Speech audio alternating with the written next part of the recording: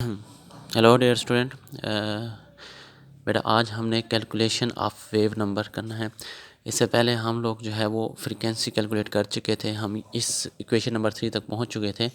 तो आज के लेक्चर पढ़ने से पहले बेटा आप लोग जो है एक झलक जो है पिछले लेक्चर की देख लीजिएगा। एक वीडियो जो है वो जो पिछले लेक्चर की आपके रूम में अपलोड की हुई है मैंने, वो आप लोग देख लीजिएगा। उसके बाद जो है ये लेक्चर आप पढ़िएगा।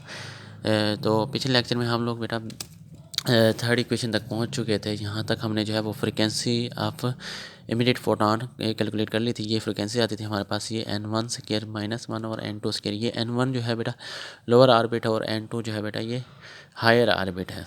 इसमें हमने वैल्यूज़ पुट की तो हमारे पास वो फ्रीक्वेंसी कैलकुलेट हो गई थी। ये म्यू हम इसको क्या कहते हैं बेटा, ये फ्रीक्वेंसी है। बाद बुक्स में इसको f से रिप्रेजेंट किया जाता है, यहाँ पे बाद बुक्स में म्यू से रिप्रेजेंट किया, मैंने म्यू से रिप्रेजेंट कर दिया। इसके बाद हम जानते हैं इंपॉर्टेंट रिलेशन आता है हमारे पास, v is equal to F lambda. छोटी क्लासेस में अभी आप पढ़ चुके हैं v is equal to F lambda. यहाँ पे v क्या है बेटा, वेलोसिटी है, f फ्रीक्वेंसी है और लेमडा क्या है, वेवलेंथ। लेमडा को अगर दूसरी साइड पे ले जाएं तो ये क्या बन जाएगा, लेमडा इनवर्स, यानी 1/λ इज इक्वल टू f। और बेटा लेमडा इनवर्स जो होता है उसको हम कहते हैं वेव नंबर, इसको रिप्रेजेंट किया जाता है म्यू बार से, ठीक है। और इसको बेटा कहते हैं हम wave number which is inverse of wavelength. Wavelength का जो इनवर्स होता है बेटा उसको हम क्या कहते हैं, वेव नंबर। यानी हमारे पास रिलेशन क्या आ जाएगा, फ्रीक्वेंसी बराबर है वेलोसिटी इंटू वेव नंबर। अगर वेव नंबर और वेलोसिटी को मल्टीप्लाई कर दिया जाए तो हमारे पास क्या हासिल होता है, फ्रीक्वेंसी हासिल होती है। बेटा यहाँ पे वेलोसिटी को अगर सी से रिप्रेजेंट कर दिया जाए, फोटॉन्स हैं जो स्पीड ऑफ लाइट से मूव करते हैं, v is equal to c. Speed of light v हमारे पास क्या है, वेलोसिटी जो फिलहाल स्पीड ऑफ लाइट से मूव करते हैं, तो वेलोसिटी को हमने सी कह दिया बेटा, और फ्रीक्वेंसी को हमने म्यू कह दिया है। फ्रीक्वेंसी को हम म्यू से रिप्रेजेंट कर रहे हैं यहाँ पे, और वी वेलोसिटी को सी से रिप्रेजेंट कर रहे हैं। तो इक्वेशन नंबर 4 क्या बन जाएगी बेटा, वी वेलोसिटी की जगह हम क्या लिख देते हैं, सी लिख देते हैं म्यू बार वैसे ही, और फ्रीक्वेंसी को हम किससे रिप्रेजेंट कर रहे हैं, म्यू से रिप्रेजेंट कर रहे हैं। तो हमारे पास रिलेशन क्या बन जाएगा, म्यू बराबर है सी इंटू म्यू बार। यानी ये हमारे पास क्या है, सी वेलोसिटी है, वेलोसिटी इंटू वेव नंबर हमारे पास क्या हासिल होता है बेटा, ये हमारे पास क्या है, फ्रीक्वेंसी है।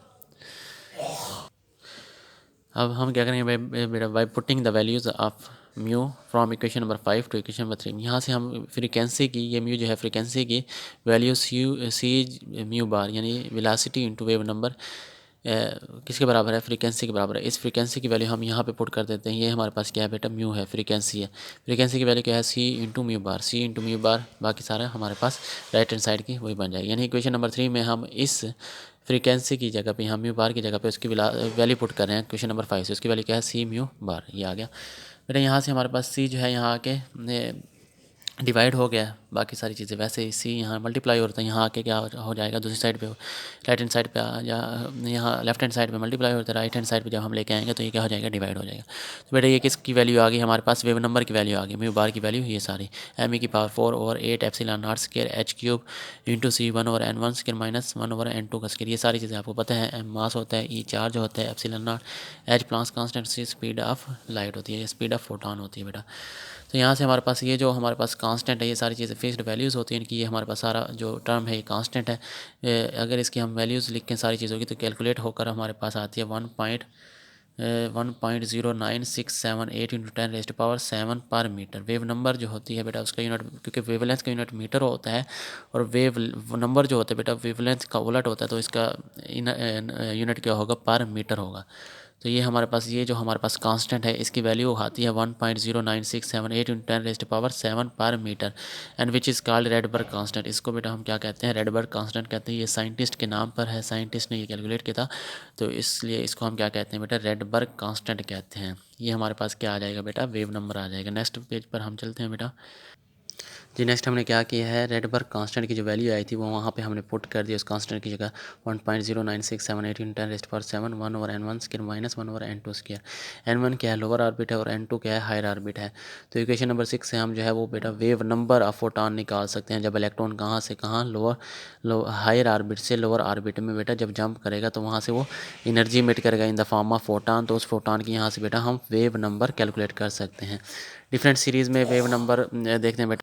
डिफरेंट सीरीज़ में वेव नंबर डिफरेंट आएगी। लेमन सीरीज़ में निकाले थे, बाल्मर सीरीज़ में, पास्चन सीरीज़ में, ब्रैकेट सीरीज़ में, पीफेंट सीरीज़ में। बेटा सबसे पहले लेमन सीरीज़ देख लेते हैं। लेमन सीरीज़ क्या होता है?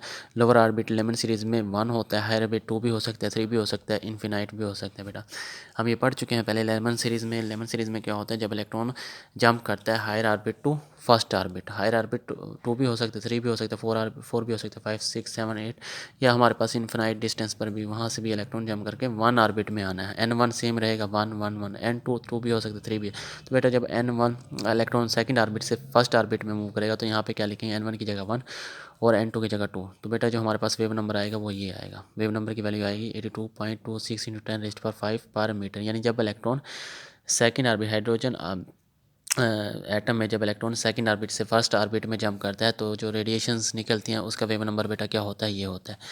जब बेटा इलेक्ट्रॉन थर्ड ऑर्बिट से फर्स्ट ऑर्बिट में मूव करता है, थर्ड ऑर्बिट से फर्स्ट ऑर्बिट में मूव करता है, तो जो बेटा वे रेडिएशंस होती हैं उनका जो वेव नंबर होता है उसकी वैल्यू ये होती है। ये हमने यहाँ से कैलकुलेट कर लिया बेटा। जब इन्फिनाइट डिस्टेंस से इलेक्ट्रॉन फर्स्ट ऑर्बिट में मूव करता है तो बेटा जो उसकी वेव रेडिएशंस का वेव नंबर जो होता है उसकी वैल्यू ये होती है। बेटा ये तमाम जो वैल्यूज़ हैं, ये तमाम वैल्यूज़ हैं, this all the values of wave number lies in ultraviolet region. ये आप देख लीजिएगा, अल्ट्रा वायलेट रीजन की जो वैल्यूज़ होती हैं वो तकरीबन यही होती हैं। मतलब ये तमाम जो वैल्यूज़ हैं ये कौन से रीजन में लाई करती हैं? अल्ट्रा वायलेट रीजन में लाई करती हैं। और ये बेटा हम पहले पढ़ चुके हैं कि जो लेमन सीरीज़ होती है ये कौन से रीजन में होती है? ये अल्ट्रा वायलेट रीजन से बिलोंग करती है। ये यहाँ से साबित होता है बेटा, ये इसको देख लीजिएगा। नेक्स्ट हम बाल्मर सीरीज़ की तरफ मूव करते हैं। जी, बाल्मर सीरीज़ में क्या होता है? हमारे पास जो लोअर ऑर्बिट होता है वो 2 होता है और हायर ऑर्बिट 3 भी हो सकते हैं। तीसरे ऑर्बिट्स में सेकंड ऑर्बिट में आएगा इलेक्ट्रॉन, फोर्थ ऑर्बिट्स में सेकंड ऑर्बिट में आ सकता है, या 5 ऑर्बिट में से सेकंड ऑर्बिट, या इन्फिनाइट डिस्टेंस में से सेकंड ऑर्बिट में इलेक्ट्रॉन जंप कर सकता है। बेटा ये हम पहले पढ़ चुके हैं। जब बेटा थर्ड ऑर्बिट्स में सेकंड ऑर्बिट में इलेक्ट्रॉन जंप करेगा तो जो वेव नंबर की वैल्यू है वो ये होगी। यानी हम N1 की जगह 2 पुट कर देंगे, सिंपल है। N2 की जगह 3 पुट कर देंगे तो वैल्यूज़ कैलकुलेट करेंगे, ये आएगी। बेटा जब फोर्थ ऑर्बिट्स में सेकंड ऑर्बिट में इलेक्ट्रॉन आएगा तो वेव नंबर की वैल्यू ये। जब फिफ्थ ऑर्बिट्स में सेकंड ऑर्बिट में इलेक्ट्रॉन आएगा तो वेव नंबर की वैल्यू ये। और जब बेटा इन्फिनाइट डिस्टेंस से सेकंड ऑर्बिट में इलेक्ट्रॉन आएगा तो जो वेव नंबर की वैल्यू होगी वो ये होगी बेटा। ये तमाम values except this, all values except limiting line. ये जो होती है बेटा ये लिमिटिंग लाइन, ये हमारे पास जो है ये जो है ये अल्ट्रावायलेट रीजन में होती है बेटा। बाकी तमाम जो वैल्यूज़ होती हैं वो किस में होती हैं बेटा? विजिबल रीजन में होती हैं। बाकी तमाम वैल्यूज़ विजिबल रीजन में होती हैं, ठीक है। तो यहाँ से हमारे पास ये साबित हो गया बाल्मर सीरीज़ किस रीजन में होती है बेटा? विजिबल रीजन में होती है। ये देख लीजिए बेटा। इसके अलावा आप पास्चन ब्रैकेट या पीफेंट की वैल्यूज़ निकालेंगे वहाँ से वेव नंबर की, तो वहाँ से वो साबित हो जाएगा कि वो बेटा कौन से रीजन में पाए जाते हैं। वो इंफ्रारेड रीजन में पाए जाते हैं क्योंकि उनकी जो वेव नंबर की वैल्यूज़ होती हैं वो बिलोंग करती हैं वे इंफ्रारेड रीजन से। नेक्स्ट लेक्चर में हम बाकी जो है अपना अगला लेक्चर पढ़ेंगे। फ़िलहाल इतना ही, आप देख लीजिएगा इसको। Take care.